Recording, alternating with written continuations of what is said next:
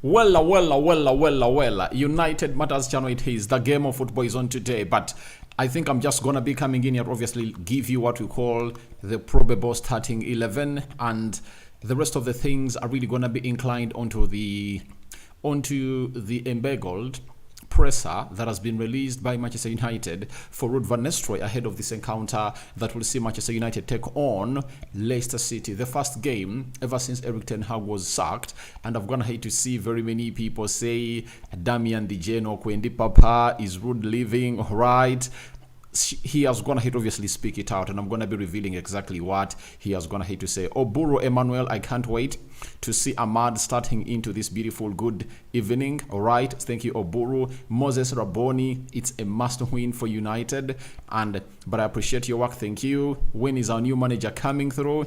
All that and more into this guest, and I'm also having Shema Tressa. Very good evening, Mr. Aradi. Thanks for updating us with beautiful news. And I'm having Apollo Odoy says Apollo. All right. Then TV says hi Aradi. I'm here. Mother Care is like Mother Care Junior School and Soccer Academy has said big win tonight, and David Zimola says hey, and I'm having my friend as Damian. If at all you feel like you want some good dental services, it's Dental Care, so you can as well pass by and everything will be okay. So smash the like button, comment and share. If at all you're watching us for the very first time, endeavor to subscribe to this channel so as not miss out on the stories that we do upload in here on a daily. I know there is a bit of relief at Manchester United ever since Erik ten Hag was really let go, and I've already told you that I've always told you that it's known that I never wanted Erik ten Hag to get sacked, but I wanted him to get sacked when INEOS has gone ahead to obviously prepare a soft landing ground for the new manager, that is Ruben Amorim. I don't want Ruben Amorim to come in through Manchester United and really face what exactly this guy has been facing. And if that's the case, that INEOS have gone ahead obviously prepare a very good landing ground for this manager, 100% kudos, and I tell you we are gonna excel, because every manager would want to have a board, a hierarchy like INEOS, and then he would like to obviously have players that know if they don't perform well, they are going to be leaving. And I want to see INEOS being ruthless to even the players at the club of Manchester United, because we all know to it that they were ruthless on Richard Arnold, they are ruthless on John Mata, they are ruthless on 250 employees at Manchester United, they are ruthless at Sir Alex Ferguson, they are ruthless at everyone, and they've gonna hit obviously paint an image. You get that no one is untouchable, meaning that they can touch anyone, you know, no one is untouchable, they can touch anyone. That's what I want from them, and that's the biggest positive from INEOS.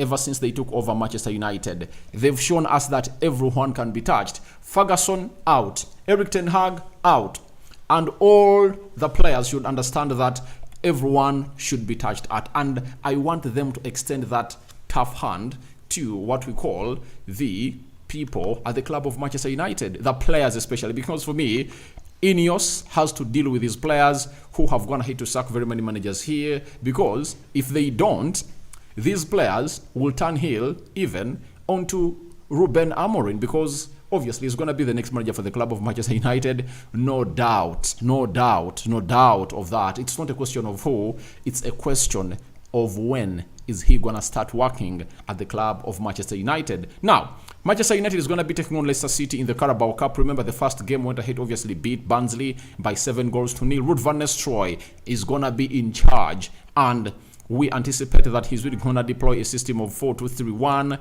and obviously I believe that Atel Bendayer is really going to stay, is going to be in the stitches, because in the first game against Barnsley he was the man involved, and I tell you what, he wasn't tested at all. So I believe that this time round it's really going to be a high test. Will Ruud van Nistelrooy drop him for Andre Onana?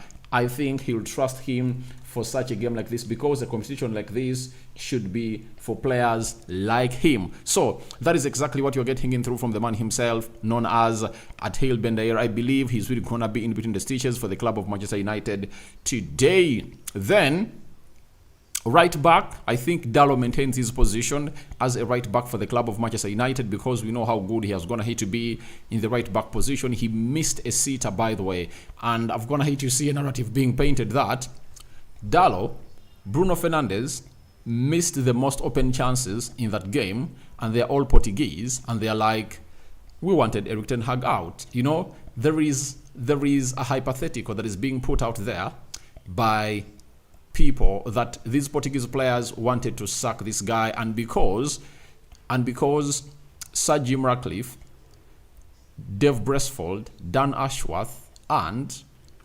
Omar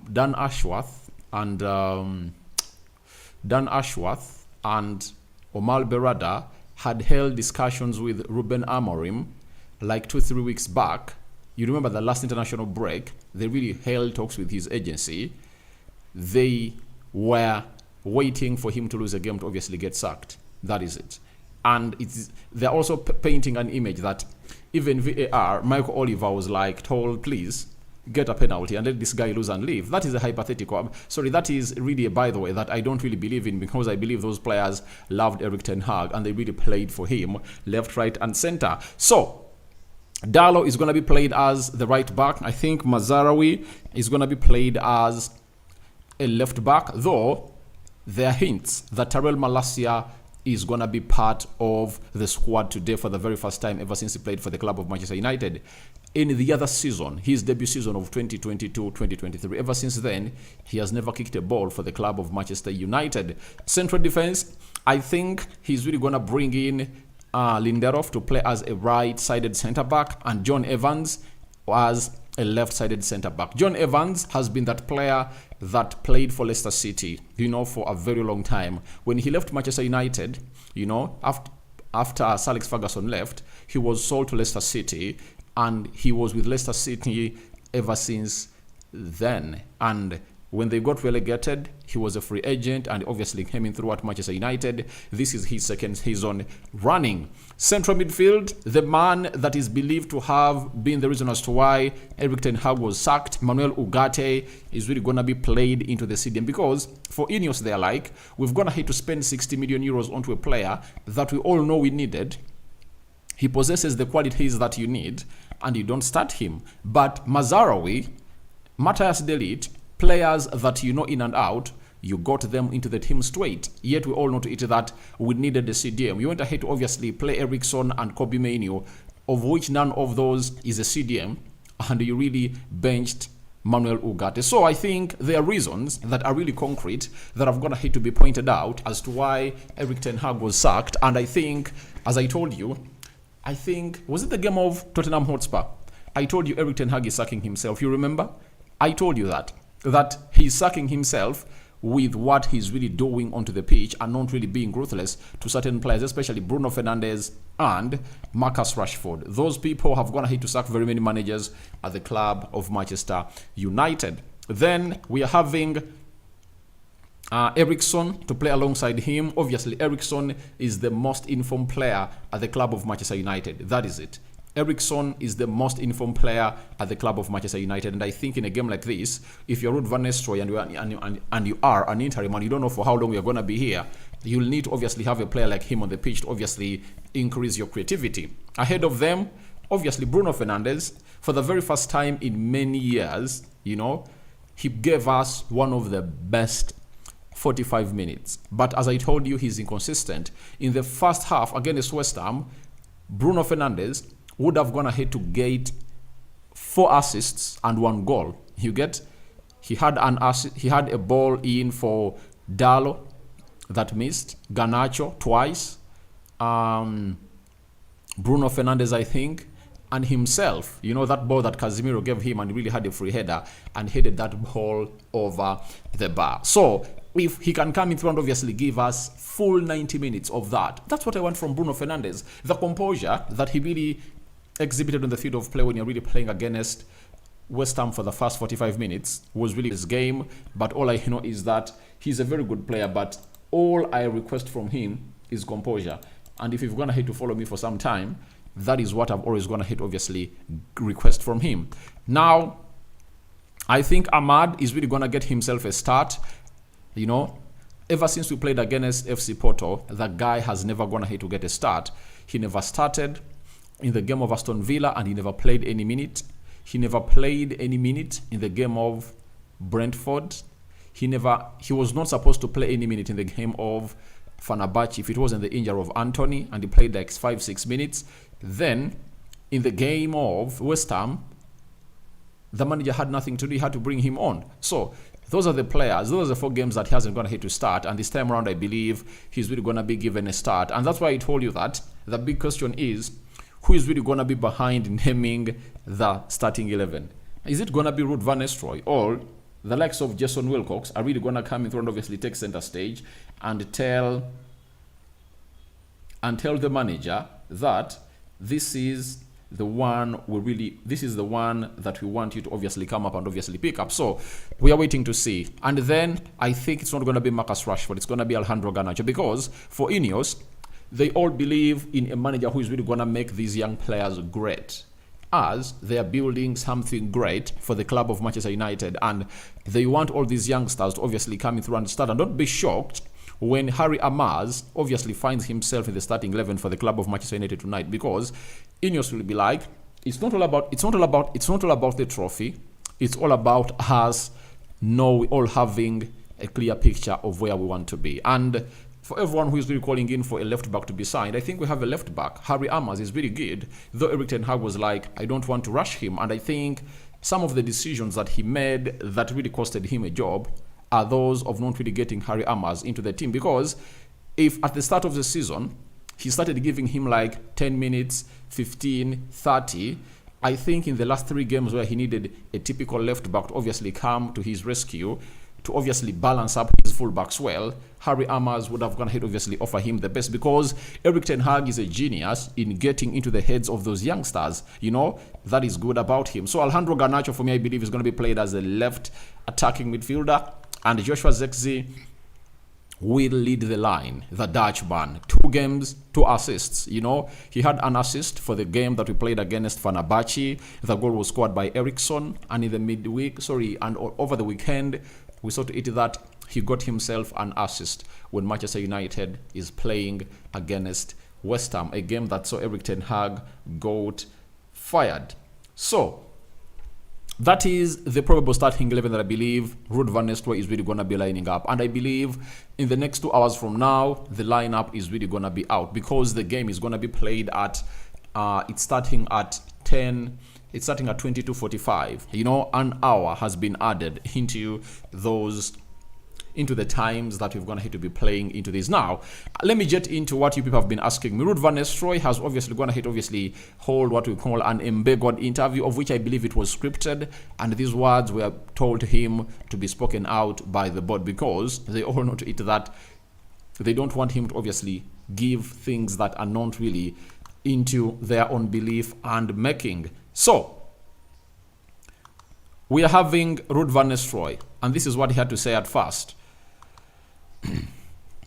As I'm sure everyone can imagine, I'm writing these notes with a huge amount of mixed emotions. Erik ten Hag brought me back to Manchester United in the summer, and while I have only been part of the coaching staff here for a few months, I will always be grateful for him for giving me the opportunity, and I'm saddened to see him leave. Now, the big question that everyone is really having in his head is, what is INEOS gonna do for Renhek and Ruud van Nistelrooy? Because Renhek is a proven first-team coach. Ruud van Nistelrooy was good at PSV. I think he managed close to 50 games. He won like 28. I think he drew some, and his winning percentage was really high, close to 60%. So that shows you that he's really good, and what is United gonna do about him? So he's grateful for Erik ten Hag, and I think he's really doing something great for himself, because if he's not grateful, then what is he supposed to be doing about? You understand? So that is Ruud van Nistelrooy for you, and obviously giving Erik ten Hag his flowers, because he's the man that really brought him in here for you. And some people have gone ahead to see this as a betrayal from Ruud van Nistelrooy, but sometimes Erik ten Hag will understand it, that most of the times we've gone ahead obviously find ourselves in a position of really having nothing to do in such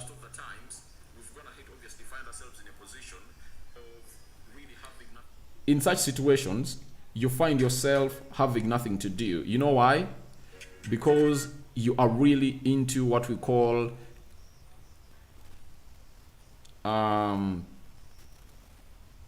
it's called a hard rock and a hard press. This is where the guy has always gonna hate to be, I tell you. So as things stand, I tell you, it's not easy. It's not easy. It's not easy for the manager of Manchester United, and that is the interim manager, because I really understand, you know, getting into the footsteps of the man that really brought you here is not something easy, you understand? So it's not always easy, and I believe it's really hard for him to take, but he has to do it because he also has a future, and he knows to it that he has a lot to learn. He has learned from Erik ten Hag. If Ruben Amorim comes in through and is like, I want to obviously have this guy on my team, then that will be something positive for him to see to it that all really moves on as planned. So I think that's really a very good positive for him, and he has the chance to prove himself as United negotiate the deal of Ruben Amorim to obviously come to pass. Then we are also having Ruud saying, even on an interim basis, it is a great honor to manage the club I love for however long I am asked to do so. I can promise that I'll continue to give my all in whatever capacity to try to turn around our fortunes. So he's like, I'm going to be the interim, but it's not ending here. I'm really going to push to obviously impress my bosses. And if need be, if they keep me here for some time, I can really do the job for the club of Manchester United and really give you the results that you guys really need. So I think they are going to keep him around. For me, that's what I believe, because Ruben Amorim is coming with 3 coaches and he'll need more, you get? And I think those will be below Ruud van Nistelrooy and Rene Hague in order. But I think us having a bench that is really having people that are proven elsewhere, I think that's really great. You get? So I think that's the most important bit of it all. And I'm like, all right, maybe something great is really happening in here at Manchester United. So he's like, he's really gonna do anything that they tell him to do without a no. He also added and said, now is the time for everyone at the club to work together, give everything and turn this season around while we have time. From my experiences as both a player and a coach here, I can say for sure that when players, staff and supporters put together, despite our results, I'm loving being back at Old Trafford and working with the team and staff every day. We've seen the squad's potential at times this season, but clearly not often enough. So I think he has gonna hit the nail on its top. First and foremost, this season can be saved. This season can be rescued. You get? I don't want anyone to come here and really tell you that the season cannot be rescued. The season can be rescued because if the manager bounce really works well, the new manager bounce really works well, Manchester United can win its next 5 or 6 Premier League games. And if we win those games, you know, you get?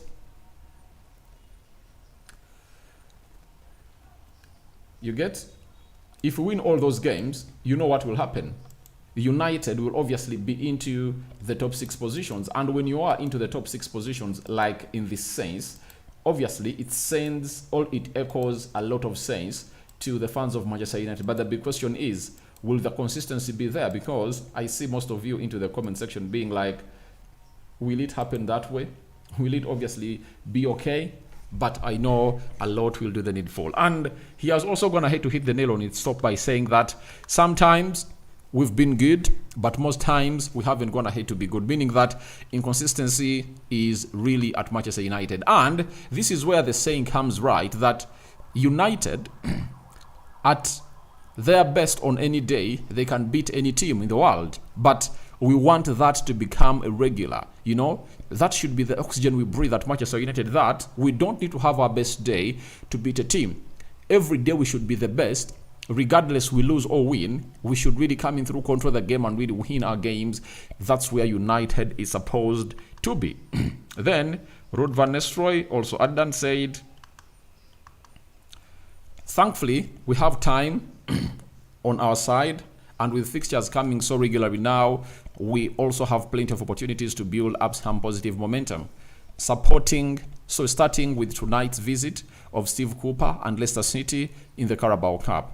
Obviously, we need to do what we're supposed to do and really discipline Steve Cooper. Nestor says it will not be easy. Of course, Leicester are Premier League opposition and they will also be highly motivated by the prospect of moving into the quarterfinals. However, every game we play is also an opportunity for us to remind everyone, ourselves included. Obviously, it's not going to be an easy game against Leicester City, but I tell you, we have all what it takes to obviously beat them around. He said, when I returned in the summer as Erik ten Hag's assistant, it was because I believe that Manchester United can climb back to the levels that I knew here as a player. I still have that belief, but it will take time and a lot of hard work. Obviously, for Ruud van Nistelrooy, he's speaking the truth, and we needed this to be put out. The rebuild is not going to take a year or a season, and this is where I really want to call upon all these fans of Manchester United. Let's back Ruben Amorim, and let's be Ruben Amorim in until the day he really gets sacked or he really keeps winning his games. You get this tendency of really shifting the blame to the manager should stop at Manchester United, and we should obviously let the players carry their cross, because for me, I believe it has been the players. Their mentality is not right. You get? Even when we are playing, you remember, even when Jose Mourinho was here, it's players that led to his sacking. Ole Gunnar Solskjaer. You get? Even Erik ten Hag. But for Erik ten Hag, I think it's his mishandling of these players, like in his picking these lineups. Because if you stick with players that are really underperforming, and you've shown us that you can really bench Dalot, bench Lisandro Martinez, bench Matthias De Ligt, bench Mazarawi, bench Casemiro, bench Eriksson, bench Ahmad, bench Garnacho, and for Marcus Rashford and Bruno Fernandes, they've gone ahead to look untouchable. Then you are the problem. And I think Ten Hag is not gonna be down there in Netherlands blaming anyone else. I think he sacked himself because he made a statement that we are hard to beat. We are not conceding goals, but we are not scoring. You get? And the answer or the proof was in the pudding. Why aren't we scoring? It's because our creative midfielders are not doing enough to really look out for our number 9. That's why this season, Rasmus Højlund in the Premier League has only 5 shots on target and he has only 1 goal. You understand? Now, tell me any striker in the Premier League, whether he's playing for Leicester City or Southampton, who has less shots on target than Rasmus Højlund. You get? It shows you that the people around him never did enough. And I've always gone ahead to say this, that if Rokan David seated down here in Africa could obviously see that, you think this guy wouldn't obviously see it? That is Erik ten Hag. So I think we should really blame him a little. We should really blame him also about what decisions he went ahead to make that really led to him sacking himself, because I repeatedly said that Erik ten Hag is setting himself a sack. Now, Van Nistelrooy also said the first step is to restore the winning habit, starting at Old Trafford this evening. I know firsthand that positive effect that our wonderful fans can have on the team. So please, get behind the players as we fight together to move a step closer to Wembley. Obviously, when he says moving a step closer to Wembley, you know what he means and you know what he is talking about. This is one of the games that takes us to the quarterfinals, and after the quarterfinals will be the semi-finals. From the semi-finals, it obviously will lead us going into the finals, and that's where we are getting close to Wembley. And by the way, I would love to see it that United really goes through to the next stage. You know why? Because I would love Ruben Amorim to come in through and really have these knockout tournaments, because he has shown us that he's really good in knockout tournaments. Remember, he knocked out Arsenal, in the season of 2022-2023. He's really good in the knockout tournaments, and we would love to give him a chance, obviously come and also act like Erik ten Hag, win something for the club of Manchester United in his first season, and obviously to it that he really extends extends the winning stretch at Manchester United. Now let me go into your comments. Zoo TV, send me greetings to Moses. All right, Moses and Edward, thank you for watching it through. Alphonse Okrut, thanks for always updating. All right, I'm hearing the new manager may come in the next 24 hours. That's not what is being reported right now. What is being reported is the manager might obviously take over after the international break. That's what you're really getting in through from the sources coming in through from Portugal, that Manchester United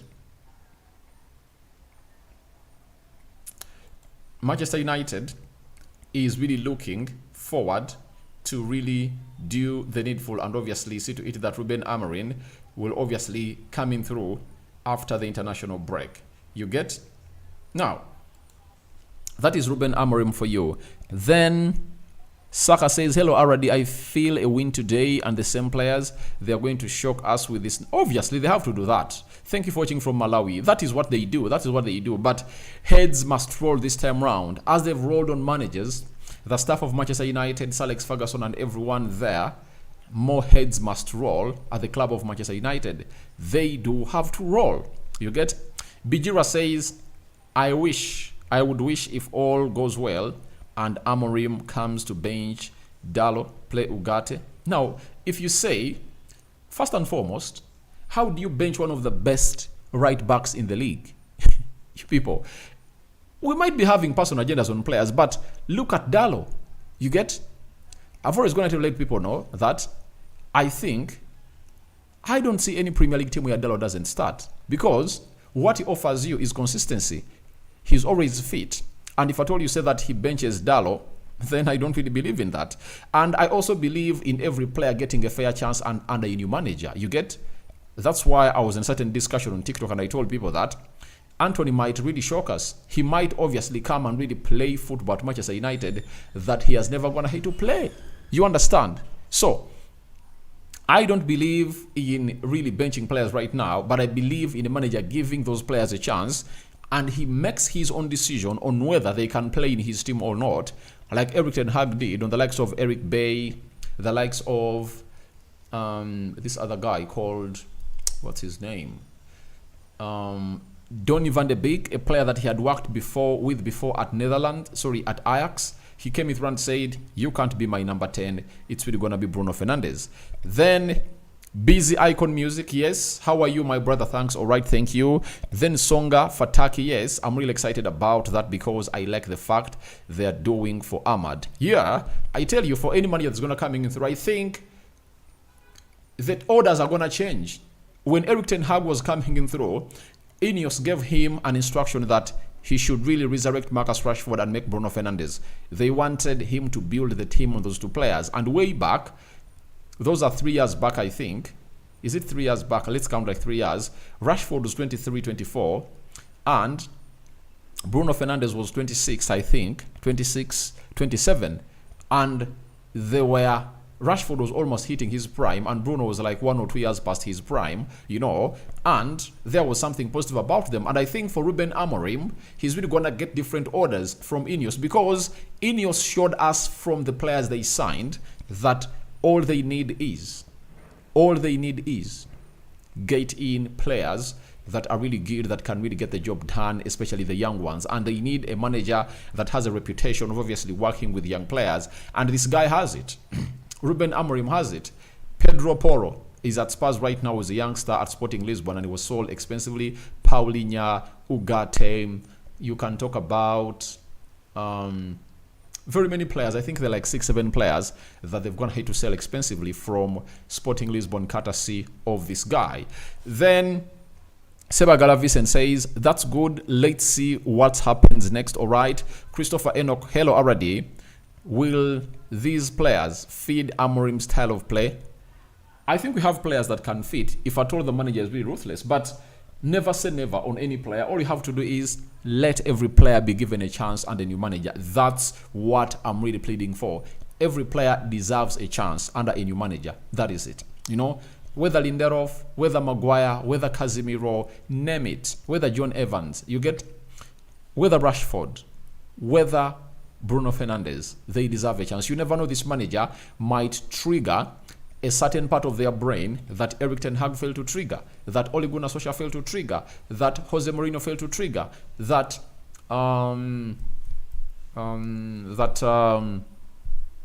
Louis van Gaal failed to trigger. You understand? Because we still have players that Louis van Gaal brought in here.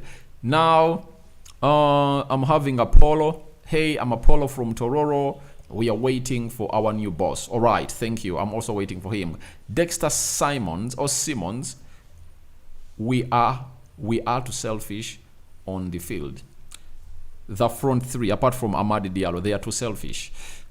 Overhead Kick TV, they'll finally turn up tonight. It's what they do. Yeah, you're right. They'll obviously turn up. I'm sorry, my brother, for not really getting back to you, but I think we're going to be talking very soon. I'm going to be really WhatsApping you and having that WhatsApp call. Mawanda Dan, me as a fan of Manchester United would like to remove Bruno in number 10. That's all to increase our chances of scoring. Thanks, Aradi. So let's give him a benefit of doubt, right? Let's see how he's really going to operate under this new manager, on whether he's really going to follow up onto what the manager is really going to be telling him. So let's not obviously rule him out. You never know. He might come out and turn out to be one of those players that are really going to do the needful. So guys, thank you very much for obviously coming through. Smash like button, comment and share. My prediction for tonight's game, obviously 3-0 for the club of Manchester United. That's my prediction. I don't know what your prediction is. You understand? So feel free to obviously come in here and really tell me what your prediction is really going to be like. For everyone that's been part of this video, I'm out. I'm going to be returning with more stories before. I'm going to be recording one more video, uploading it on this channel. Then later, we'll obviously do the needful. Hello, already we are winning this one. Yeah, we are winning it. I believe you're going to win. Webi Siwale, thank you for watching it through. And for everyone that's been part of this video, it's a 5-finger salute. And continue to subscribe because we are really not far off from hitting 20,000 subscribers. Let's hit that milestone in a nick of time. And you guys are my guys. So I'm out for now. See you later. And let's see how everything's really going to be panning out for the club of Manchester United into this game of Leicester City as we play them down at the stadium of Old Trafford. And it's really going to be another interim manager. Remember, ever since Ferguson left, we had Ryan Giggs as an interim manager when Moyes failed to accomplish the season. For Mourinho, for Louis van Gaal, he was sacked and Mourinho came in immediately. For Jose Mourinho, when he was sacked, Ole Gunnar Solskjaer came in through and really became an interim manager. After him becoming an interim manager, you know what happened? He was here. You get? He was here and he was made a permanent manager. He was sacked. When he was sacked, we got Michael Carrick as an interim manager. Ralf Rangnick also came in through and took over. Then it's now Ruud van Nistelrooy. Out of the interim managers that I'm going to talk about, Ryan Giggs, Michael Carrick, Ole Gunnar Solskjaer, Ruud van Nistelrooy, 4 of those are ex-United players. Don't you think there is something that is really looking at a United manager to obviously become a permanent manager sometimes later under INEOS? All that and more into the comment section below. Fred Kabaya, we have to win in favor of Van Nistelrooy, all right. Mike says Ruud knew it, all right. David Izimola says 5-0 for the club of Manchester United.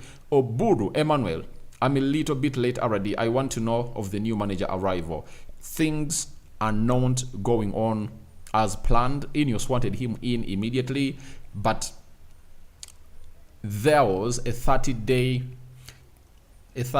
that Sporting Lisbon was supposed to obviously get informed 30 days prior to this guy's departure. And now, the latest suggestion is they want Ruben Amorim to stay here until next weekend, you know, because next weekend, after the 10th of November, we are going to be heading into the international break. And Ruben Amorim will come and obviously be at Old Trafford for 2 weeks and then see which players will stay, which players haven't gone ahead to go for the international break, and then he'll sort out those and integrate them with those that will return. And by the way, it will be a very good start for him if at all it always goes that way. And however much INEOS wanted him to be in the dugout in a playing against Chelsea, looks like it's not going to be possible right about now. So he might obviously come into on the 10th of November. because that's what's being suggested. But INEOS is still pushing for him to come this week. That's what they're really pushing for, because they want him to come at Manchester United and obviously have some time with the players. And even if he's not the permanent manager, they want him to obviously come up and obviously do the needful at the club of Manchester, to obviously have some time with the players before they go in the national break and see who can suit what, and obviously have some one-on-one talks with the players. So guys, I'm out. See you later when the game of football really starts. I'm really going to be coming out an hour to you to bring you the confirmed starting 11. Ruud van Nistelrooy has gone ahead to obviously arrive at the club of Manchester United. And if at all you want to really have a look at him, this is how Ruud van Nistelrooy has arrived at the club of Manchester United tonight. And that is let me show you how Ruud van Nistelrooy has really gone ahead to arrive here. Let me show you a little bit. Because the gaffer, the interim gaffer, has arrived. Bruno Fernandes is here, and this is how Ruud van Nistelrooy has arrived. Let me flash this a little bit to you guys, and you really see it by your naked eyes before I obviously really call it quits. I thought that it's really very important. That is how Ruud van Nistelrooy has arrived at Old Trafford, and you see him very well. That is Ruud for you. Ruud van Nistelrooy in there, ready to take on the club of Manchester United and see whether he'll manage the next 4 games. Remember, the next 4 games are Leicester City, Chelsea, PAOK, and Leicester City. Again, before you go into the international break. So guys, thank you for watching in through. This is Rokan David, and I think we've called it quits for now. I'm having Bijira Prita. I'm very sure United has enough players to make top for this season. It will depend on how these players react to what the manager really brings. And we're going to hate to see very many players coming to the club of Manchester United and failing to obviously hit the ground running and obviously fit the style of the manager. Ralf Rangnick was failed. We know his style of play. Erik ten Hag, we know his style of play. He failed to instill it. Will Ruben Amorim really instill it? And will Ruud van Nistelrooy instill his style of play in these players in these 4 games? I'm out. We can talk till morning come, but in the next 2 hours, I'm really going to be here talking